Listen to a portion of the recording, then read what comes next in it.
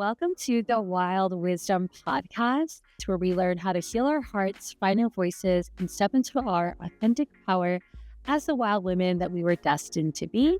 I'm the host, Jessica Love. Settle into whichever way you like to listen to the Wild Wisdom Podcast, and let's get started. Today, our guest is Jenna Fabrizio. Hi, Jenna. Hi, thank you for having me. Of course, I'm so happy that you're here. Jenna is a licensed mental health therapist with over 10 years of experience. She primarily supports women through the anxieties and unknowns of life stages. She's also a sound healer, Reiki practitioner, and business coach who found her spirituality from a grief journey of her own.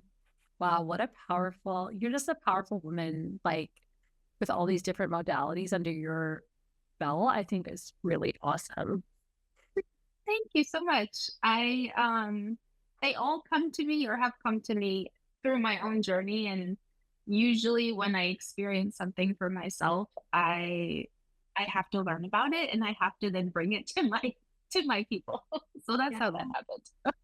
Totally. That's like totally the path of the healer, right? It's like you're learning, you're going through things, you're learning them, you're experiencing lessons through that process, and then you're passing that on to the people that you work with as they go through that too. I think is so special. Before we get into my deeper questions, we have to know what your big three are in astrology. So I'm curious, what's your sun, moon, and rising? And where do you have Taurus in your chart? Because I'm getting Taurus from you and Scorpio for some reason.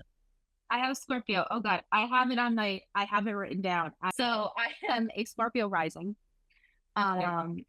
Libra sun, Capricorn moon. Beautiful. Wow. I love your chart for the work that you do. Some of my most favorite people I've ever met were Scorpio risings. I have a lot of Scorpio rising friends, so maybe we get to be friends after this. But I love how the Scorpio rising is the part of you that's curious about the subconscious and the unknown and spiritual realms. And then you have the Libra sun, which shines so brightly, is so beautiful and creative and loves helping people. And then you have that Capricorn moon that helps you with like your business and boundaries and routines. So I love your big three for what you do. I'm always curious who I'm talking to. I appreciate that. I love that. Yeah. Okay. So I'm curious, Jenna, what has your grief journey been like and what has it taught you? Oh goodness. It has been a journey, legitimately a journey. It has been going on 3 years of this journey.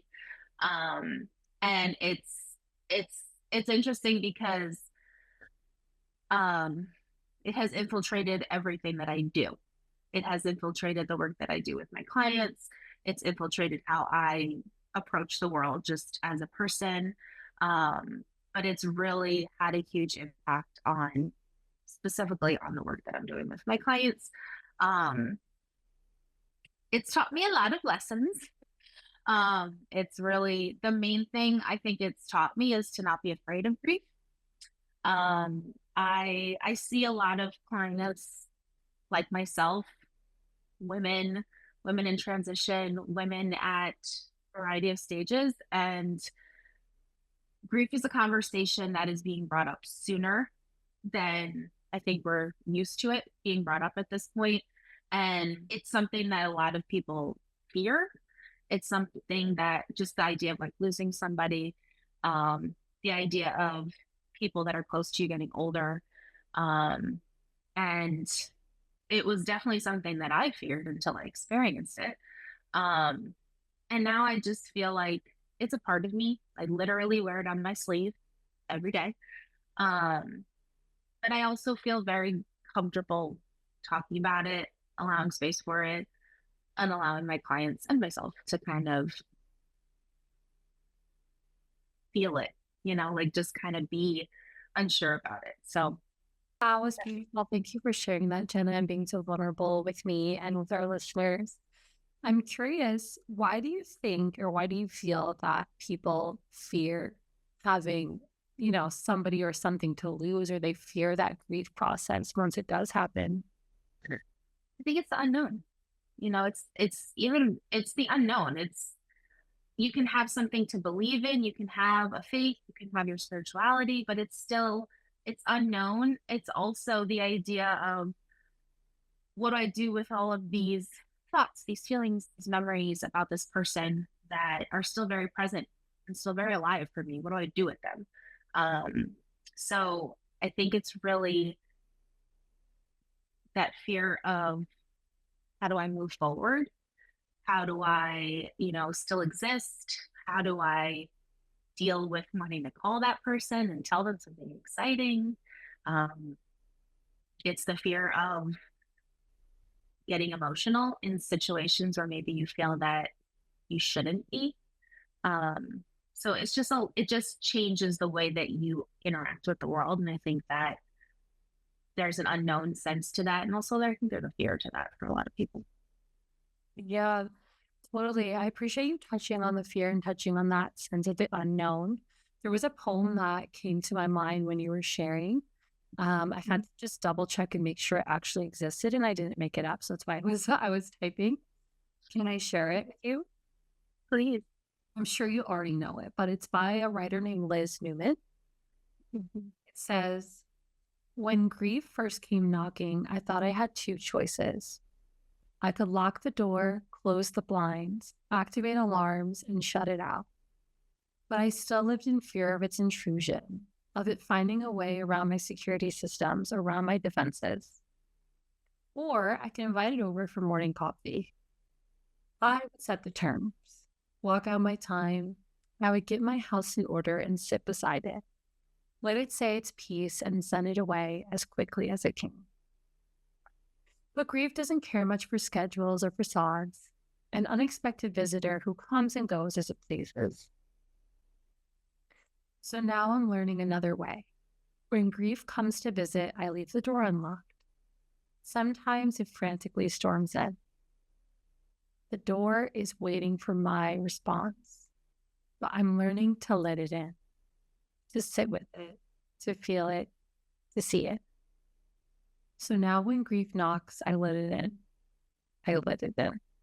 I really appreciate the grief journey you've been on, and I wanted to send that to you. That's a poem that's been helping me on my journey of grieving somebody who's still alive and a relationship that I wanted to have with them that I never got to have. And yeah, that would be my mother. I grew up with an abusive mother. And I mean, the beginning of life, I have good memories, but around 11, things, for whatever reason, took a really sharp turn. And she was physically, emotionally, spiritually abusive from 11 to 18 when I left the house. And when I left the house, it switched to verbal and emotional and spiritual until I went no contact at like 25. I don't know why it took me so long to realize that, but I realized that unfortunately, and she is an addict and I think she might have like a little bit of NPD, and I can have compassion, but it's time for me to really separate myself from her and do the healing work to fully grieve what I thought I was going to have in a mother. And now I am a mother, so it's been more apparent over the last year. I'm curious for you. So if you think about everything you've learned in your grief journey and this allowance of the unknown that you went through personally, what would you say is the biggest difference that you've seen in yourself from the beginning before you lost this person that you love? And I'm curious who that is, if you're open to sharing it. If not, it's okay. And who you are today after going through your process. Well, the person I lost was my father. And he was the biggest energy in the world. Who I was before that and who I am now are very different people. I think, quite honestly, what came up for me, even hearing the poem that you read, is that who I was at the beginning of my grief journey is not even who I am now. And something that I often say is that I would say the same thing to you also, that I personally believe that we are all allowed to have an unhealthy period of grief where you are allowed to kick and scream and curse and just be the most ugly version of yourself. And I think that's important, quite honestly. Um, the first few months of my grief journey were ugly. I was angry. I was sad. I was just really mad all the time. Um, it took me a long time, but I was able to get to a place where I felt that I was able to put that to rest and be a healthier version of myself and allow myself to grieve in a healthy way. I think even before that period of unhealthy grief, I think many of us do this. I was taking life for granted. I was taking my experiences for granted. I was taking my family for granted and the way that my family interacted with each other. Um, and it was just, I didn't have to think. It felt easy, right? Like we had these interactions. We saw each other on holidays. I knew they were always there. I didn't have to worry. And there's definitely a sense now of like being without one of my parents. It's a sense of I'm on my own, right? I feel a little bit more of that push to like make sure I'm okay, make sure I have solid foundation. Um, I think I've also gotten a little bit more sense of I don't care, right? Because life happens and I have now experienced that and I'm gonna do the things that make me feel good and bring me joy and I'm not gonna always I try not to always live life on, somebody else's terms. So I think I'm still evolving, but definitely different versions of me. Beautiful. Thank you for sharing that, Jenna. I really feel like you're embodying his spirit now, and I think that's so special. And I'm sure he is with you, looking at you with so much pride and joy um and hope. You know, why do you feel like why do you feel like we have such a hard time as humans, like accepting the uglier emotions or the uglier ways we ugly, right? Anger and the sadness and the pain. Why do you think that's hard for us to give ourselves spaces to feel that? It's vulnerability. It's, it's, we're not told that that's okay. I was never told in verbal or nonverbal ways, and I'm a therapist. I was never told in nonverbal or verbal ways that feeling emotion in that way was okay, right? Like getting angry at somebody, that's not a quote unquote acceptable way to handle yourself. There's, sadness and being sad and not quote unquote getting over it in an acceptable time frame. That's not okay in our society. Right.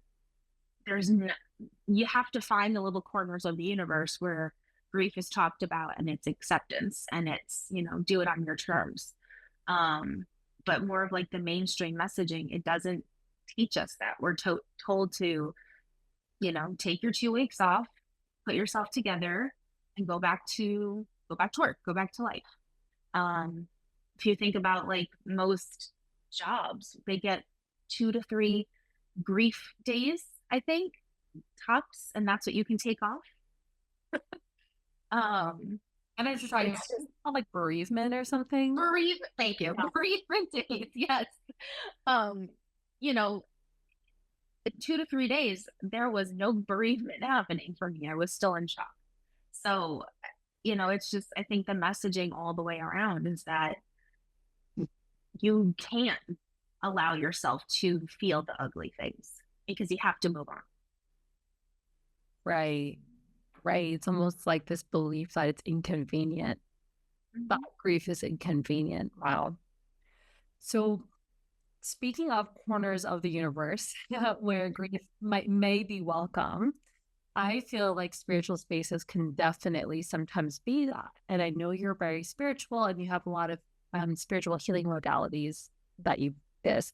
So how did you find your like specifically your spiritual modalities that you practice and how was the process of integrating them into your work as a therapist and as a licensed therapist?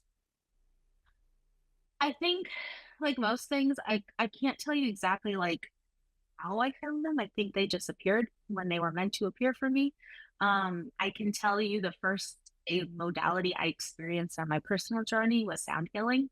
Um, it was I was in I was in grief therapy, so I was receiving therapy as a client myself, and it just wasn't enough for me. I wasn't getting what I needed. Um, and I just remember actually at the time the physical space that I had um, my office at, below it was offering sound healing, like the office below. And so that's how I ended up going one night. And I remember pushing myself to go. I remember I got there like 2 minutes late and they had already locked the doors. And um and she was so gracious, the woman that was doing the healing, and she let me in. I just laid down. I had never experienced it. They were already started, so I didn't get any introduction to it. I just had to like Not like thrown in. I just had to lay there. um and I remember being so uncomfortable. Um and I can't tell you what it was, but over the next like 24 to 48 hours, I just felt a sense of relief, and I just felt something shift in me, and I knew to do that again. Um and so I did. So I started, seeking them out in my area, and I went to a couple of them in my area, and it just like it felt good, right? It felt like I didn't have to talk. I didn't have to tell somebody what was my biggest struggle of the week. I could just lay there and I can just kind of receive. Um, in one of the sound healings that I went to, it was a combo sound healing, Reiki healing. And then that became my introduction to Reiki. um, and so from there, my personal algorithm started sending me a lot of these things, right? They started sending me people and businesses in my area that were doing a lot of these things. And I became really interested. And one of my now closest personal friends is somebody that definitely also opened one of those doors for me to experience more of the metaphysical healing modalities, and was a big part of that first year for me of just like leaning on some of these more spiritual tools. Um, and that's kind of how the door opened for me personally. And I started sharing some of it online, and I started sharing some of it with my clients, and they were really interested. They were really like, oh, I want to try that. Or, they would tell me, oh, I found a sound healing place in my area and I'm going to go. And it was just became something where I was seeing how it was helping me, and I was seeing that my clients were really, really interested in it too. Um, and I knew my personal experience was that the traditional talk therapy wasn't enough at the time for me. Um, and so I believe in talk therapy. I love talk therapy, but I also was starting to feel like I could integrate all of this into one, um, and just have other ways of helping my clients so that they weren't feeling without. Yeah. So I started training. I started doing sound healing training. I started doing Reiki training. And very much similar to how I went into that first sound healing experience, my Reiki training, um, it happened just like I came across it. Somebody that I had connected with over a year before had, posted about doing a training, and I really felt called, and I was like, yep, I'm going, doing it. Right. Like everything just felt like, yes, trust her, that do the thing.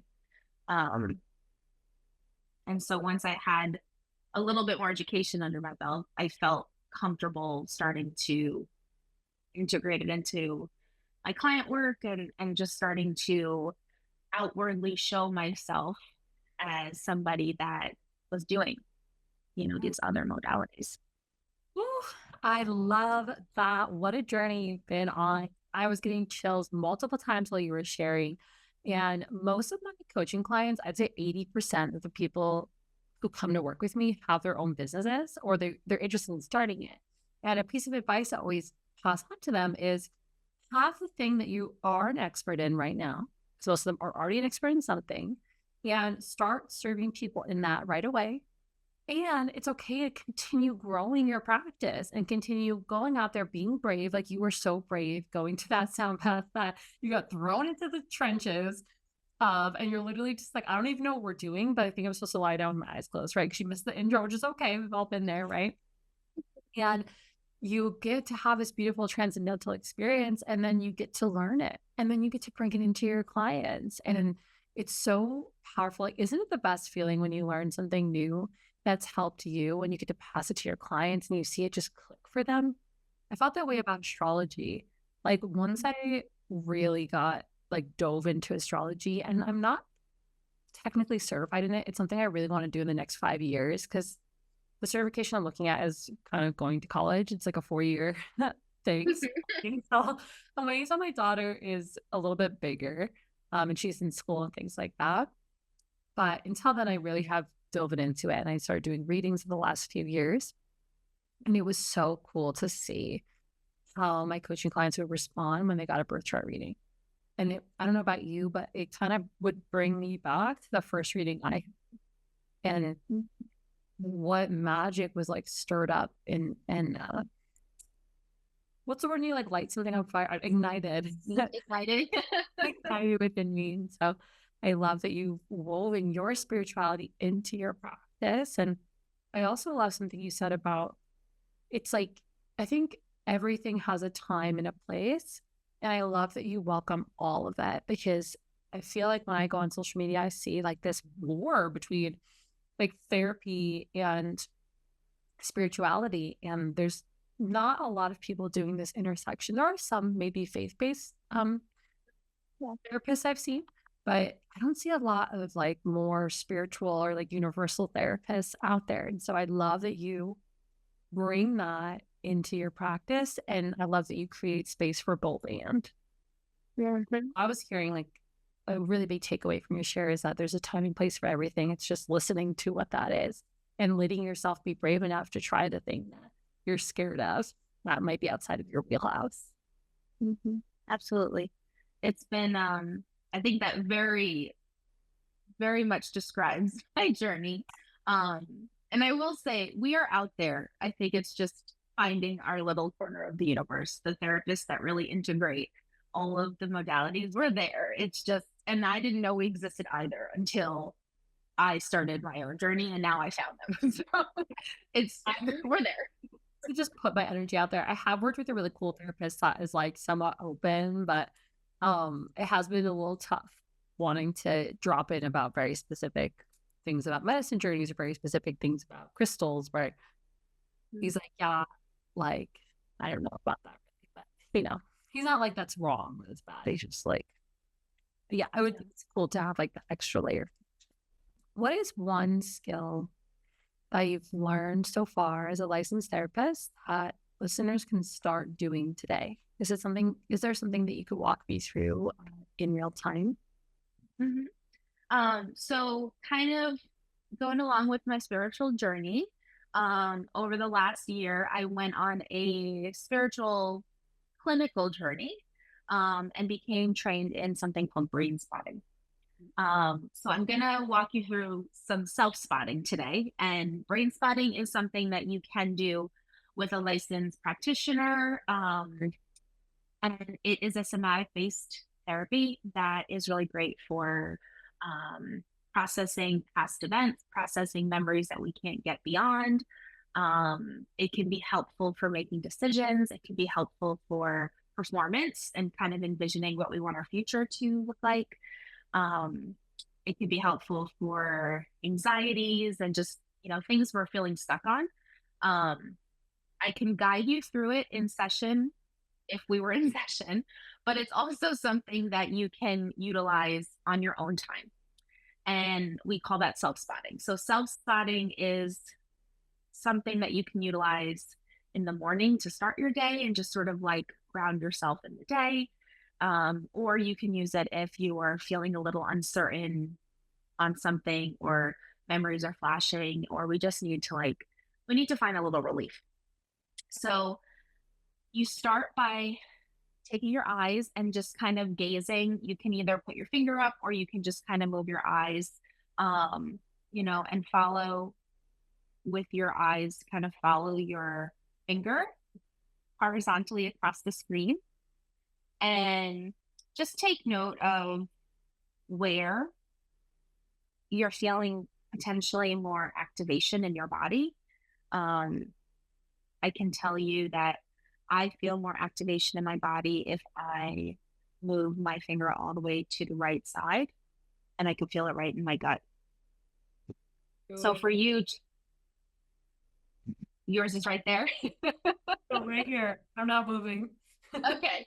So once you find that spot, then let's check the other axis. We're going to actually move your finger up vertically, up towards the ceiling, and see if you start to notice any more or less activation. And if you're feeling less, just guide your finger down all the way as low as it can go, and just see where you have either more or less activation, and where you feel that in your body. And again, mine feeling right in my gut, right here. Boom. Yeah, this is right, like my jaw and my eyes. My jaw, eyes, throat. And now my eyes, throat. So from here, you're going to rate yourself 0 to 10, 10 being the highest level of activation. And your job is to just stay put on that spot. You're going to keep your eyes on the spot. You're going to think about what is either the thing that's bringing you that tension, what's the topic, what's the subject, if there's an anxiety going on for you, if there's something that you're worried about. And you can actually just sit here. You don't have to talk. You're just going to keep your eyes focused on your spot and just sort of see where your thoughts take you. And the goal is to let your brain process without having to verbalize. And you can quite honestly do that for as long as you need to, until you either feel a lower level of activation in your physical body, or you feel like your thoughts in your mind are lessening or few or far between.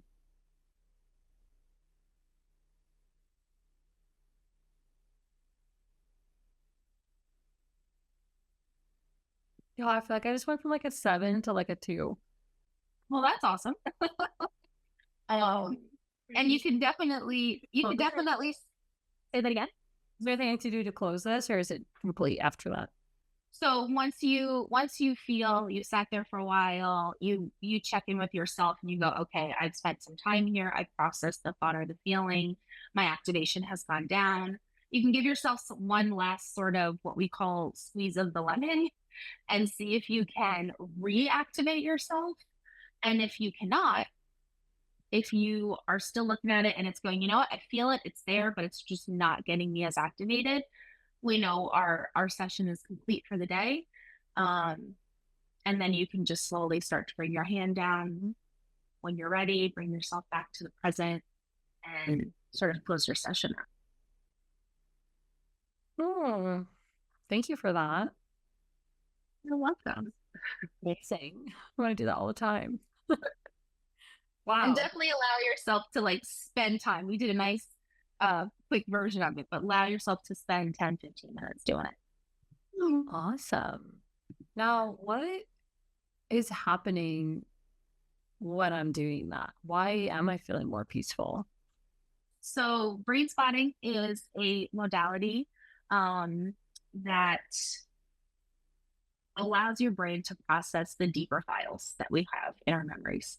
So when we're doing a lot of that talk therapy, we're hitting that front part of the brain.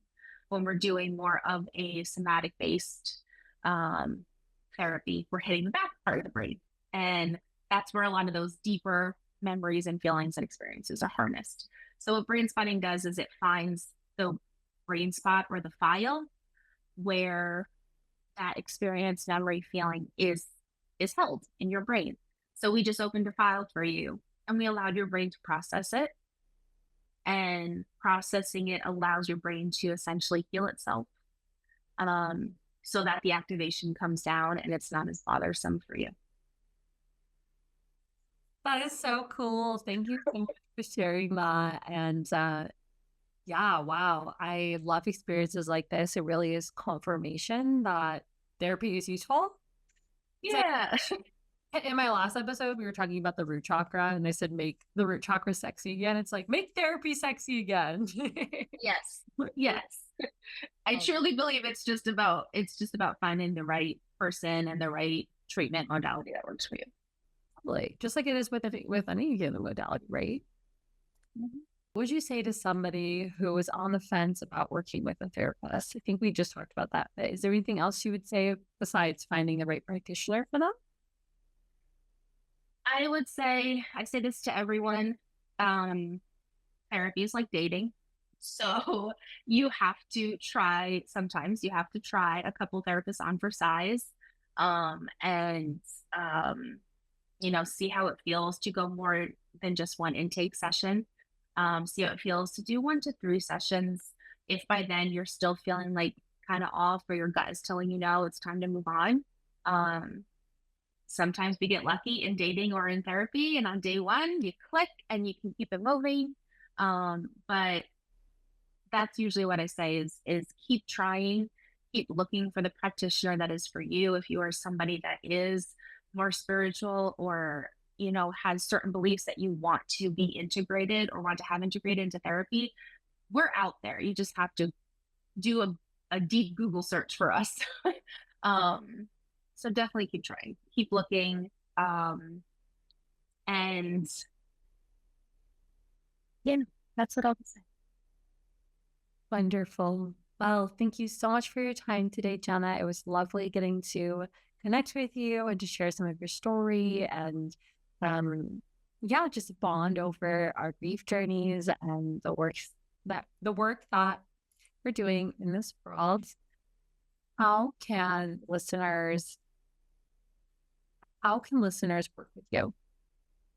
Well, I am licensed in 3 states. So for clinical therapy, I am able to see clients virtually in New York, Florida, and South Carolina. My whole practice is virtual. So if anyone is interested and is located in those 3 states, you can go on my website. It's rollingintowellness.com, and you can book a free consultation and we can chat about your needs. I do take some insurances as well. Um, I'm also on Instagram for all the other things besides therapy. If you're looking for more Reiki support, sound support, mental health, and just personal wellness in general, I'm on Instagram at Soul Society Wellness. Wonderful. All right. Well, that sounds good, Jenna. Thank you so much. And I guess that's a wrap. Thank you so much for taking the time to listen to this episode of the Wild Wisdom podcast. Really enjoyed this podcast. Go ahead, like, share, and subscribe to spread this wisdom to other sisters who might need it.